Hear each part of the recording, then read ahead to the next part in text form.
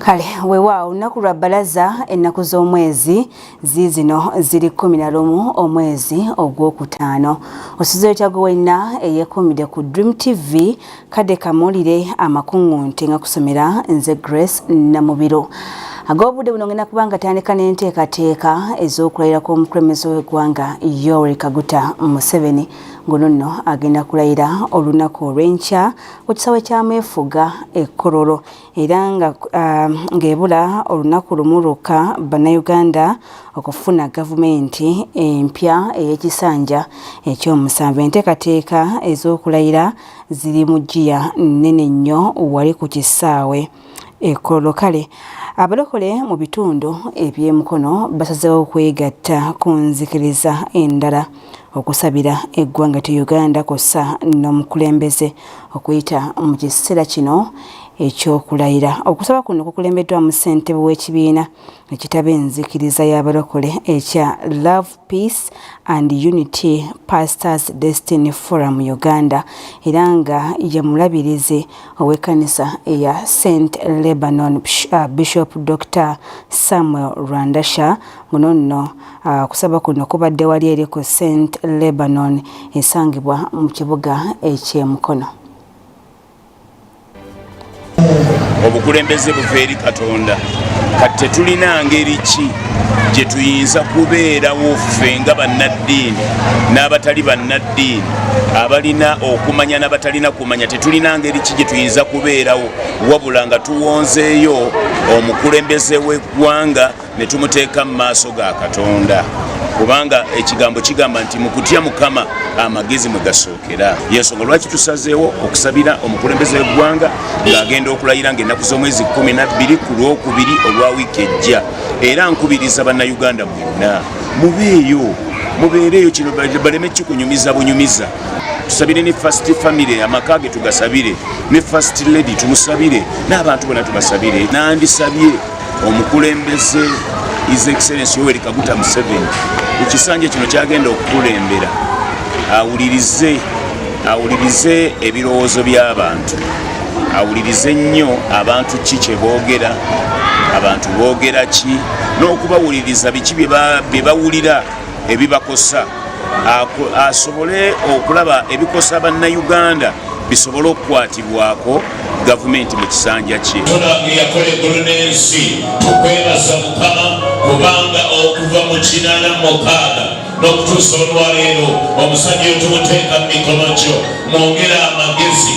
Alayira ku Lwakubiri ng'ennaku z'omwezi 12 tumuteeka mu mikono gyo Mukama, afune kabinenti empya, kabinenti ennungi Mukama, eneeyimirirawo ku lw'abantu bano abawanise emikono, eneeyimirirawo ku lw'eggwanga lyaffe, abantu abanateeseza eggwanga lyaffe mu linnya lya Yesu, okuviira ddala wansi ku LC1 Bayibuli egamba mu Zabuli.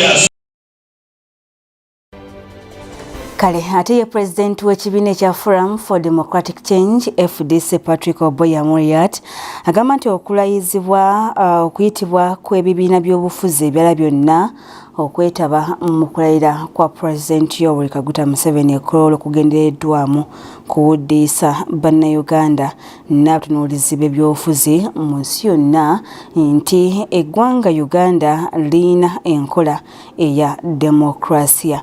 Amuli ono wasinziridde okukakasa nga FDC bwetagenda kubeera nga yeetaba ku mikolo gino egy'okulayira kwagamba nti kusiba ekitambaala ku maaso. Amuli ati akwogera bino abadde ayogerako eri ababaka ab'ekibiina kino kya FDC abagenda okukiika mu palamenti ey'e12 era bano abakubirizza okubeera n'empisa era bagoberere abakulembeze ab'ekibiina kyabwe ssaako n'okubeera nga bagoberera ssemateeka. And therefore, I think Mr. Museveni is just forcing himself on the people of Uganda. We are not going to be part of the group that will add credence to the next 5 years of Museveni rule. Instead, we shall continue resisting. The invitation of the FDC and other political parties in the opposition is merely window dressing. We are not going to be part of that window dressing. And so our official position as the FDC is that we will not attend the swearing in Kololo. We will attend the swearing in of our members of parliament. We are very happy to do that, because it does not mean, by attending their swearing in, that they never faced the same challenges the presidential candidate faced. They only became stronger than the system and were able to circumvent those obstacles. So the long and short is that, yes, we've been invited. We are not going to be part of the celebration, because there's really nothing to celebrate in a win that has been forced on the people of Uganda. Now, in as far as reconciliation is concerned, the FDC is open to dialogue. We have always been open to dialogue. But the kind of dialogue that we want is honest dialogue. One where there is seriousness, where we go as equal partners, not as subordinate partners in that kind of dialogue. So if there is anything to reconcile, the ball is in the courts of the person who is in power.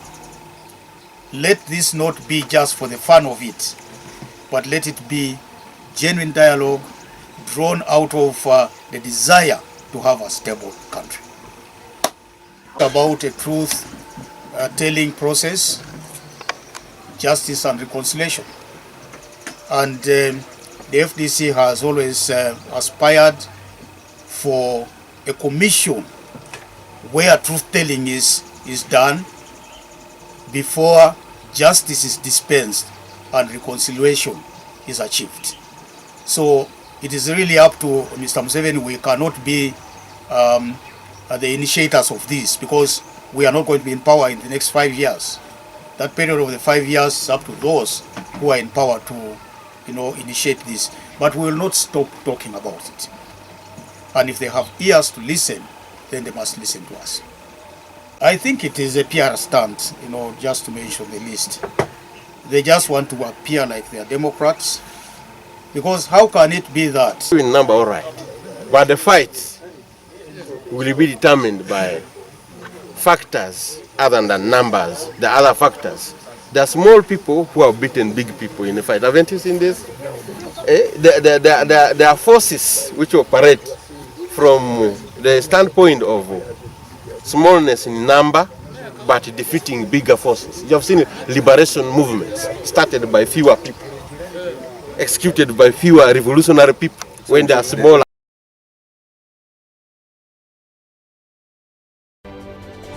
Ate nga tukyali mu nteekateeka ezo ez'okulayira kwa President Yoweri Kaguta Museveni, byo ebyokwerinda byakasiddwa nti byakubeera gguluggulo, era nga n'enguudo eziyita ku kisaawe Kololo zigenda kubeera nga ziggalwa okuggyako eri abakungu abayite abagenda okwetaba kukulayira kuno. Kati General Muhoozi Kainerugaba asabye ab'ebyokwerinda abagenda okubeera nga beetaba mu kulayira olunaku olw'enkya okulaba nga emikolo gino gitambula bulungi era nga giweesa ekitiibwa. Yabadde alambula ennyiriri Kololo olunaku olw'ejjo awagenda okubeera okulayira kwa President Yoweri Kaguta Museveni ku kisanya kye ekyomusanvu. And Senior Presidential Advisor for Special Operations.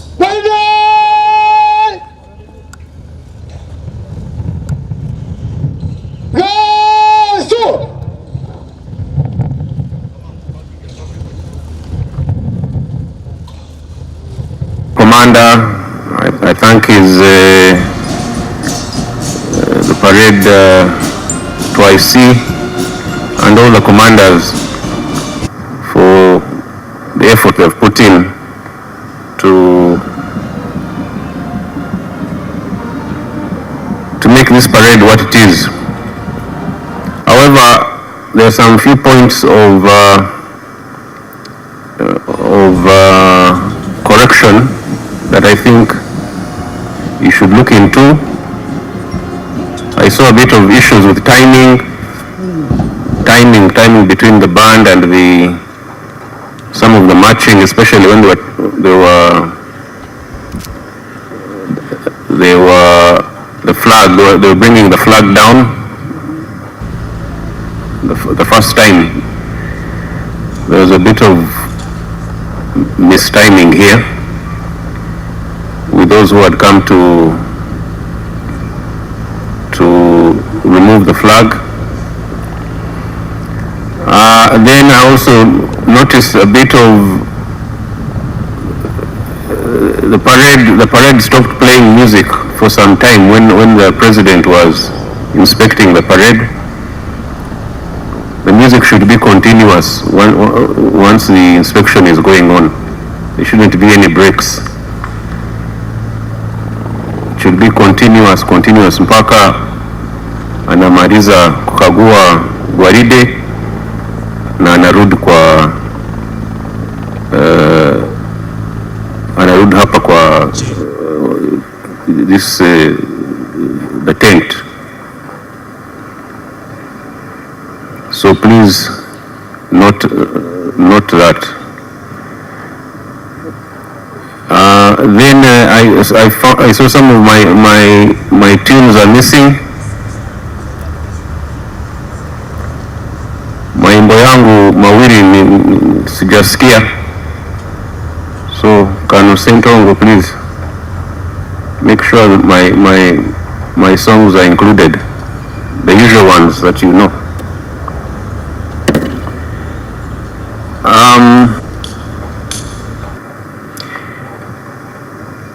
Fellow officers, commanders, and gallant soldiers,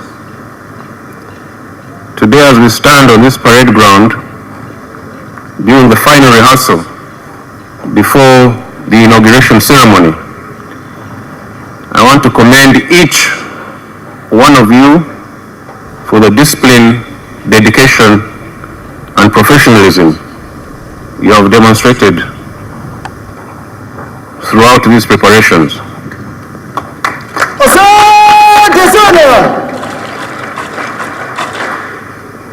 An inauguration parade is more than marching information. It is a symbol of the strength, unity, and pride of our nation. Every step you take, every salute you render, and every movement you execute reflects the character and readiness of our armed forces. Before the country and the entire world, I urge you to give your very best on Tuesday, on the swearing-in parade of the new president. Let your turnout be sharp. Turnout. I always emphasize turnout. Your uniform must be immaculate, and your drill must be impeccable. And we shouldn't have these small mistakes that I just pointed out. Inauguration Parade be remembered for its excellence, dignity, and professionalism. I have full confidence in your ability to deliver a ceremony worthy of our great armed forces and our great country, Uganda. May God bless you all, and may God bless Uganda. Kale mulega famala amakungunte kwa yezigenda okuyimba olunaku olw'okujjakira abajulizi omwaka guno zatanise dda okugogola amaloboozi era nga abateesiteesi b'omwaka guno bebeekasseese bano ne bakakasizza nti beeteefuteefu abeetegefu bulungi nnyo mu buli ngeri yonna okulaba nga emikolo gino gitambula bulungi egy'okulamaga. 3 Juni na muhango twalizaamu tulina we tutuuse tutambula olugendo luwanvuko naye kati wenjogerera omulimu mukendeeredde ddala kuba kati tuli mu kukola ebisemberayo ddala tugezezzaako okukola ennyimba. Waya Kachungiro Parish ngimba alto okwa mikonga minene nga watrenzen hamukonga kisahweramu nga namu watrenzen. So kasubiza abantu ba namugongo tumukisha watrenzen ngabura abantu be namugongo ne district yepe Kasese yosi endi mijangisha watrenzen okwa mukonga we namugongo eri hakisha hweramu. Ugamba lero sim the train of the holy childhood who are preparing to go and participate in Namugongo on the function 3rd June this year. The members of childhood training, they are 105. That is the number we have, which are training heavily to see that they perform very well in uniformity on that day. Yes. Kumukolo kunaberako n'abazungu nabo nga bali mu kwaya bali 20 nga bava e Bujeremani bo bajja twegatako nga tutuse Kampala anakuza omwezi 28 omwezi guno nyini kwe tulimu.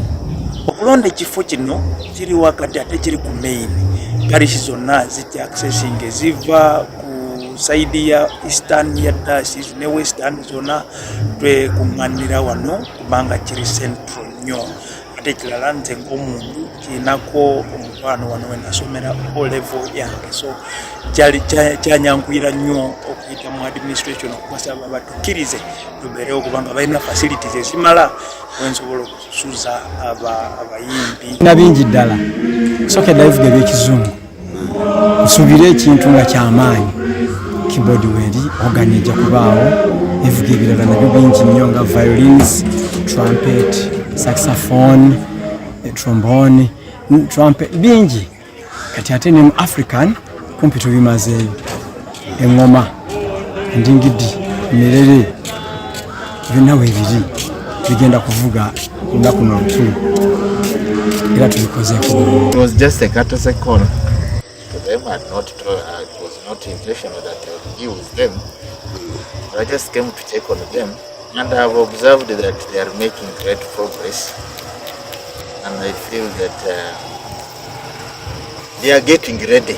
Actually they are ready. Even if they said we go tomorrow, we shall go and we shall have and we shall animate the celebration of the Andamatas. Kale bwetuyongerayo namulega ffe amakungundi Ssawa Minisita Robina Nabbanja nateera avuddeyo n'ayisa ekiragiro eri abantu abaasenga mu kibira ekya Bugoma Central Forest Reserve okukyamuka amangu ddala era ng'ono agamba nti ekibira kino kyasengebwako abantu abagenda maaso n'okukikulirako emirimu okuli okulima awamu n'okwokya amanda, ekintu eky'obulabe ennyo era ekisaanyaawo obutonde bw'ensi. Nabbanja okwogera bino abadde awaayo obuyinza obw'okuddukanya ekibira kino ekya Bugoma Central Forest Reserve eri ekitongole ekivunaanyizibwa ku makuumiro g'ebisolo mu ggwanga by'omu nsiko ekya Uganda Wildlife Authority nga kino kiri wansi wa Ministry y'ebyobulambuzi era nga kivudde oba obuyinza buvudde mu National Forest Authority wansi wa Ministry ey'amazzi kw'ossa n'obutonde bw'ensi. As by the time it was gazetted, 1932. Are we together? As by the time it was gazetted. So all those people who entered after 1932 are encroachers. I don't want to hear about Koima Sugar, Mania what. They have been looking for me, for I don't give them a chance to see me. I don't deal with corrupt people. I'm told they went to the Ministry of Lands and they started doing one thing for me. No. The president's directive is the president's directive. So this business is why I will open the boundaries and Koima Sugar is outside. Who told you? Let the ministry be the one to tell us that Koima Sugar, when we calculate it, is out. But not in conducted a comprehensive countrywide assessment of protected areas and this assessment looked at various categories of protected areas and observed that there were growing levels of degradation of some of the prime protected areas. And one of the sites that was visited was Bugoma. And this report, which we can always share, it's a very huge report. It recommended that Bugoma should be upgraded to a national park. Now, around 2018, we embarked on a journey guided by tujja kubasaba nti omuntu wakolesa omuntu amanye kumuganyira mazeba ez'ebitole byabo balwe complete. Tuyina ba neighbors oba partners abali within Bugoma Forest and they are known. Tuyinamu Hoyi Mashoga, tuyinamu MZ. Boundaries zimanyirwe. Tujja kusaba their neighbors. Tujja kusaba ngo aba-investor bali kwabona as stakeholders aba MZ abawo boundaries ezaba engeri zikali habwokuba ne baba neighbor beeko tulina okolagana okulinda ebisolo byaitu omulala chairman okuwagambire protecting ebisolo ebyo gamba nti byagenda mu bana because ataba investor abalina plan ezaabwe teekooho ekisiika okola nti ebisolo byagenda batandika kuhambya ebisolo n'abantu ne balwana because tugenda mu parliament Prime Minister igenda training ebintu ebyo kale ebisolo bikwata akikaka abantu so tujja kusaba nti interest za buli muntu akali mu kikuube akali neighbor wa Bugoma zibe protected n'enkulaakulana egenda mu maaso n'olulimi. Kale bwe tugendako mu mule gaffe ag'ebunaayira nga tugenzeko mu ggwanga erya Israel newankubadde nga waliwo okusiriikirizaamuko mu kulwanagana wakati w'abakirimaanyi Israel, America kw'ossa ne Iran nga bano gye buvuddeko balinga balwanagana obuteddiza nga mu kiseera kino baasirisaamuko mu kulwanagana newankubadde nga kati olutalo lwasigala lwa bigambo buli omu kubeera ng'ate agenda mu maaso n'okulabula omulala. Kati agava mu ggwanga erya Israel galaga nti waliwo ebitundu ebikoleddwako obulumbaganyi. Drone 3 bwe zirumbye ebitundu mu maserengeta aga Beirut era okukakana nga abantu 4 battiddwa so nga ate mu maserengeta aga Lebanon eno yo abantu 13 be babuguzeemu obulamu era nga mu bano 13 mwe mbadde omusajja kw'ossa ne muwala we ow'emyaka 12 era nga bino kasiddwa Ministry of Vunaanyizibwa ku by'obulamu mu ggwanga lino okulwanagana wakati kwa Israel ne Lebanon ko kukyagenda mu maaso era nga amawanga gano gombiriri nga kyagenda mu maaso n'okubeera nga geesojja newankubadde ng'okulwanagana okw'amaanyi oba okw'abakirimaanyi kwo kwayimirira. Kati drone zino 3 ezikoze obulumbaganyi mu maserengeta aga Beirut kigambibwa nti zasindikiddwa aba Hezbollah era nga bano bakyagenda mu maaso n'okubeera nga bakyeraga amaanyi era nga okulwanagana kwabwe kukyagenda ddala mu maaso. Ku lunaku olwokusatu aba mu kiro ekyakeesa olunaku olwokusatu Israel yasindika ennyonyi ennwanyi era nga mu nnyonyi zino ennwanyi waliwo ebikolwa ebyalabwako ng'ebyobulumbaganyi okukakana nga akulira eggye ly'eggwanga erya Hezbollah ngono senior commander owa Hezbollah nga naye abuguzeemu obulamu era nga buno bwe bulumbaganyi obwasooka ddala okubeera okumpi n'ekibuga ekikulu ekyaba Hezbollah era nga obwalekerivu bukyaliwo obw'amaanyi olw'ensonga nti bano bo bakyagaanye okubeera ng'ate basiriikirizaamuko mu kulwanagana.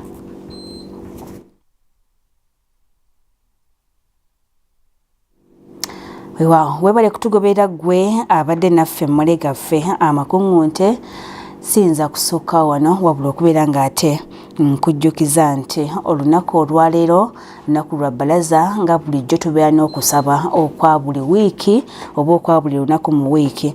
Era wiiki eno Pastor Jamada Kikomeko yagenda tukulembera mu kusaba okwa wiiki eno nga bulijjo essaawa zibeera 7 paka ssaawa 8 ez'omutonto.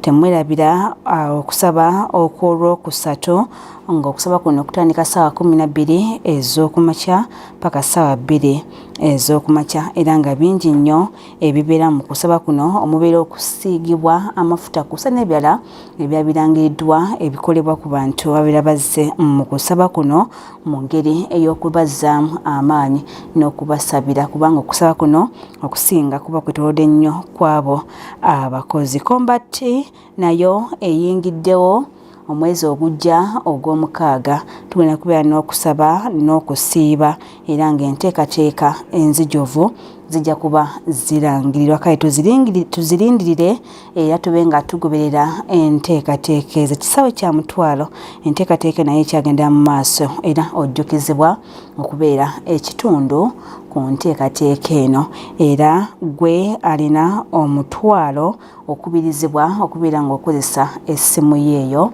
osobola okubeera ng'osindika omutwalo ogwo. Oba oliawo ng'olina n'ensimbi ezisinga ku ezo ogenda kuba ng'onyiga *222*145 olwo nno nyiga dokisa obalondako dokisa osindike ensimbi ezo zijja kuba zituuka bulambalamba. Nsigadde nza Grace Namubiru, kamberekereze mubeere bulungi.